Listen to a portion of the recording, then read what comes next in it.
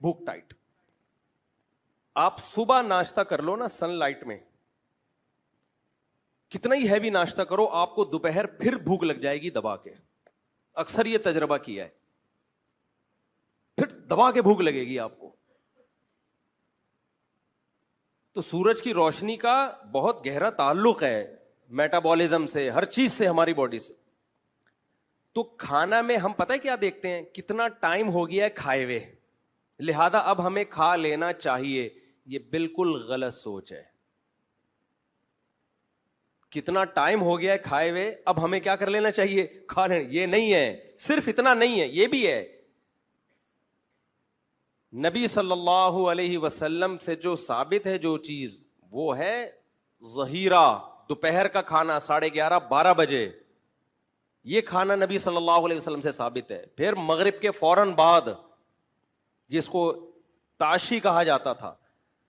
آج کیا ہو رہا ہے کراچی میں جو کھانے پینے کی روٹین ہے, ابھی میں اس پہ زیادہ بحث نہیں کرتا. جو میں اصل چیز ہے, کیونکہ کھانے پینے کے آپ ڈاکٹروں سے پوچھیں, وہ آپ کو آج کل گائیڈ کر دیں گے, کر رہے ہیں آج کل کے موٹاپے کو روکنے کے لیے. وہ ہے نا مشہور صبح کا ناشتہ بادشاہوں کی طرح, دوپہر کا کھانا نارمل کھاؤ, اور رات کا کھانا فقیروں کی طرح.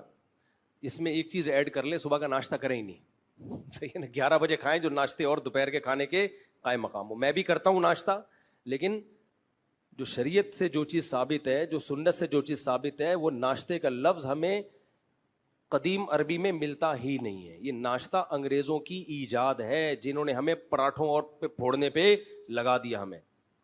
تو ناشتے کا لفظ ہی نہیں ہے اس اسلامی تاریخ میں. یہ تو ہمارے حضرت فرمایا کرتے تھے, انگریزوں کے ہندوستان میں آنے سے پہلے ہم جانتے ہی نہیں تھے کہ ناشتہ کیا ہوتا ہے.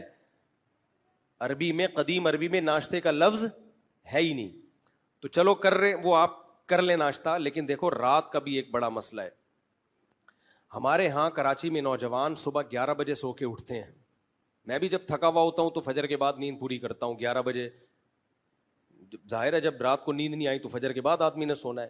لیکن آپ تجربہ کر کے دیکھو, آپ رات کو 10 بجے سو کے 3 بجے اٹھ جاؤ نا, دوپہر 2 بجے تک فریش رہو گے آپ.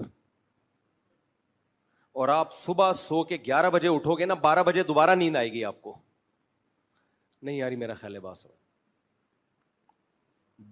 11 بجے سو کے اٹھو گے, 12 بجے دوبارہ تھکے. آج میں 11 بجے اٹھا ہوں نا, کیونکہ میرا سفر تھا, رات کو دیر سے پہنچا, فجر کے بعد میں نے آرام کیا. ابھی پھر نیند آ رہی تھی مجھے, ٹن گر رہا تھا. میں کہہ رہا تھا یار میں اتنا سو چکا ہوں, مجھے پھر کیوں نیند آ رہی ہے. میں نے اس کے لیے چائے بنوائی ابھی تاکہ میں بیان کر سکوں. تو اس سے پتا, حالانکہ کتنے گھنٹے کی نیند ہو گئی نا پوری, پھر بھی دماغ فریش نہیں ہے. وجہ کیا ہے, آپ فطرت سے لڑ رہے ہیں. اللہ نے سونے کے لیے دن نہیں بنایا, اللہ نے سونے کے لیے کیا بنائی ہے, رات بنائی.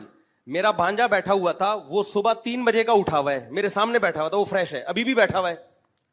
وہ رات 10 بجے سویا ہے, صبح 3 بجے, 10 سے اندازہ لگاؤ 11 12 1 2 3 5 گھنٹے سویا ہے وہ. ابھی کی بات ہے, آج ہی کی. میں بیٹھا ہوا ہوں ٹن, دماغ میرا فریش نہیں. میں کبھی لیمن واٹر پینے کی سوچ رہا ہوں, کبھی چائے پینے کی سوچ رہا ہوں, یار نیند آ رہی ہے بہت. اور وہ بالکل فریش بیٹھا ہوا ہے. اس نے مجھے بتایا میں رات 10 بجے سویا ہوں, صبح 3 بجے. بولو, یہ بھی دیکھو ہمارے مذہب سے ان چیزوں کا تعلق ہے. کہہ رہے میں صبح 3 بجے اٹھا ہوں, 3 بجے اٹھنے کے بعد اللہ کرے تہجد پڑھی ہو اس نے.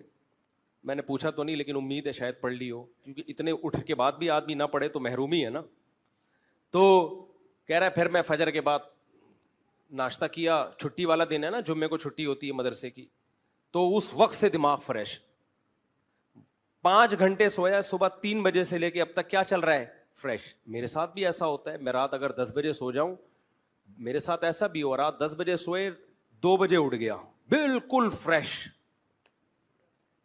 دوپہر 11 12 بجے تک آدمی فریش رہتا ہے, اور 12 بجے آپ تھوڑا سا کھانا کھا کے آدھا گھنٹہ 1 گھنٹہ سو گئے, اب رات تک فریش آپ.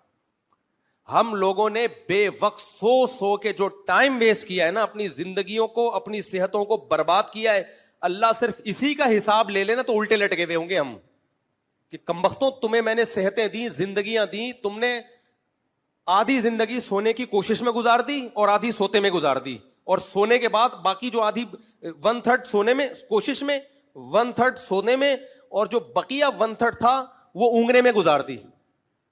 بے وقت سو کے جو اونگ ہوتی ہے نا, ہر وقت گھوم رہا ہوتا ہے, دائیں بائیں گر رہا ہوتا ہے. آپ دیکھو کوئی بندہ فریش نظر نہیں آتا, جس سے آپ تھوڑی دیر بات کرو سونا شروع ہو جائے گا.